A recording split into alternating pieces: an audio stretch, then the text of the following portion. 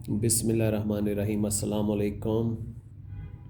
तो आज संडे है तो मैंने कहा कि अपने फॉलोअर्स को और व्यूवर्स को दिल खोल कर इंजॉय करवा दिया जाए। तो बसंत कहानी के सिलसिले में एक बहुत ही मज़ेदार, बल्कि मज़ेदार नहीं, आप इसको खौफनाक कह सकते हैं, वाक़या बताता हूँ बचपन का, कि जिसने मेरी पतंगबाज़ी के पूरे कैरियर में कुछ दिनों के लिए तो मुझे सही मानों में खौफज़दा कर दिया था। तो वाक़या कुछ यूँ है कि मैं कोई 15 के अंदर अंदर मेरी एज होगी, तो गुड्डियाँ शुड्डियाँ उड़ने का मौसम आ चुका था। तो सर्दियों में वो धूप सेकने के बहाने एक बड़ा माकूल सा बहाना होता था घर वालों के साथ भी, कि सर्दी लग रही है, छत पे जाना है। तो वो बच्चा समय के मे भी हो सकता है इसको सर्दी वाकई लग रही हो, तो वो थोड़ा सा फिर भी उसमें जो था ना फ्लेक्सिबिलिटी शो कर देते थे पेरेंट्स के, चलो जी आप छत पे जा सकते हो। तो मैं छत पर जाकर, तो असल मकसद तो जो हमारा एम होता था वो तो ये होता था कि कहीं से गुड्डियाँ उड़ें या कोई गुड्डी शुड्डी हाथ आ जाए, तो अपने इस शौक़ को और अपनी इस प्यास को बुझाया जाए पतंगबाजी करके। तो छत पे ऐसे ही मैं घूम रहा था, तो एकदम से छत पर एक डोर सी गिरी। अच्छा, वो ब्लैक कलर की डोर थी। मैंने वो भाग कर जब पकड़ी, वो डोर ना थी, वो असल में तंदी थी, और तंदी भी बिल्कुल ब्रांड न्यू।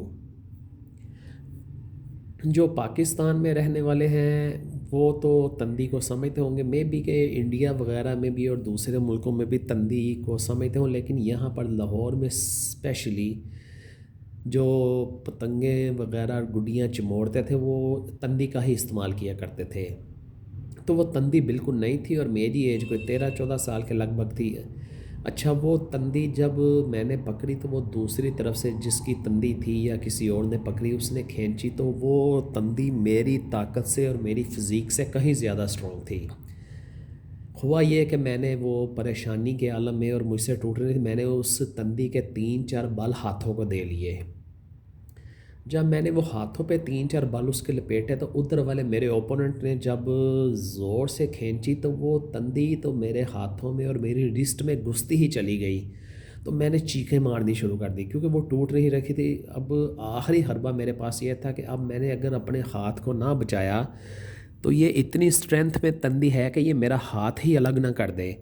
तो मैंने जल्दी से 3-4 बल खाकर तो उस तंदी को जुल्म ये किया कि उसको अपनी कमर के इर्द गिर्द लपेट लिया। बीच में मेरे बाजू फंस गए, और वो तंदी के 3-4 बल दे के वो मैं आगे गया, वो तंदी वाला खींची और मैं पीछे की तरफ भागूं, लेकिन वो इतनी स्ट्रेंथ में और इतनी नई तंदी थी बिल्कुल, कि उसमें उसके टूटने के चांसेस ही बहुत कम थे। अब मैं चीखें मारता जा रहा हूँ और वो तंदी वाला उधर से गुस्से में या ज़ोर में खींचे जा रहा है। तो वो मेरी दादी तब ज़िंदा थी, तो उन्होंने कहा कि पता नहीं उत्ते क्यों चीखा मारदा है, मेरी वालदा को कहा। तो वो मेरी अम्मी, डबल स्टोरी हमारा घर था, तो मेरी माँ जब ऊपर आने लगी तो उससे पहले ही वो एकदम से तंदी टूटी है, और वो टूट के वो शक की आवाज़ से वो तंदी का टुकड़ा मेरे पेट पे लगा है। तो वो थोड़ी सी डील हुई, तो वो जब जिस्म से वो तंदी के सारे बाल निकाले गए, और शर्ट मैंने पहनी हुई थी, मुझे याद है निकर शर्ट में पहनता था, वो शर्ट ऊपर उठाई तो आप यकीन करें कि वो जहाँ जहाँ पर तंदी टूट के लगी थी और मेरे हाथों पे, मेरी कमर पे, वो इस कदर उसने ज़ोर से वो मेरी स्किन में धंस चुकी थी कि वहाँ से मेरा सारा जहाँ जहाँ पे जिस्म को तंदी लगी वो पर्पलिश कलर का हो गया था। तो ये मेरी ज़िंदगी का एक ऐसा खौफनाक वाक़या था कि इसने मुझे तंदी से कुछ दिनों, बल्कि कुछ हफ़्तों के लिए इंतहाई खौफ़ज़दा कर दिया। और मैं जब भी कभी इत्तेफाक होता कि तंदी अगर मेरी छत पे गिरती, तो मैं फ़ौरन उसको अपने घर की दीवार के साथ, जिसको हम पंजाबी में बन्ना कहते हैं, बनेरा, वो बन्ने के साथ रगड़ के फ़ौरन मैं तोड़ देता था। यानी कि मेरे दिमाग की हिस्स इस कदर जाग गई थी कि मेरा दिल और दिमाग इस चीज़ को कबूल ही नहीं करता था कि तंदी को हाथ पे लपेट रहे हैं। मैं फ़ौरन से पहले दीवार से रगड़ लगा के तोड़ देता था, और आगे से कुछ आ जाए तो आ जाए, ना आए तो ना आए। तो ये एक ऐसा अजीब व गरीब वाक़या था ज़िंदगी का, जिसने मुझे आने वाले बाद के ज़मानों के लिए इस कदर मुख्तात कर दिया कि मैंने तंदी को जिस्म पर और हाथ पर लपेटने से मुकम्मल तौर पर तौबा कर ली। तो ये वाक़या जब मैं अपने दोस्तों को सुनाया करता था तो वो बहुत हँसा करते थे, मेरे क्लास फेलोज़, और मेरा मजाक उड़ाया करते थे कि शुक्र कर तू बच गया, नहीं तो तंदी ने तैनू डबल रोटी दे स्लाइस की तरह कट के रख देना सी।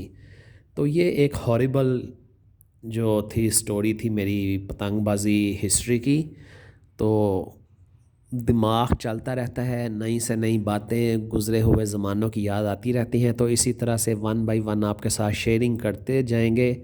तो इसको लाइक करें, मेरे चैनल को शेयर करें और सब्सक्राइब लाजमी कर दें, क्योंकि आपकी सब्सक्रिप्शन मेरे लिए बहुत इम्पोर्टेंस रखती है। तो अब मुझे इजाज़त दीजिए, अल्लाह हाफिज़।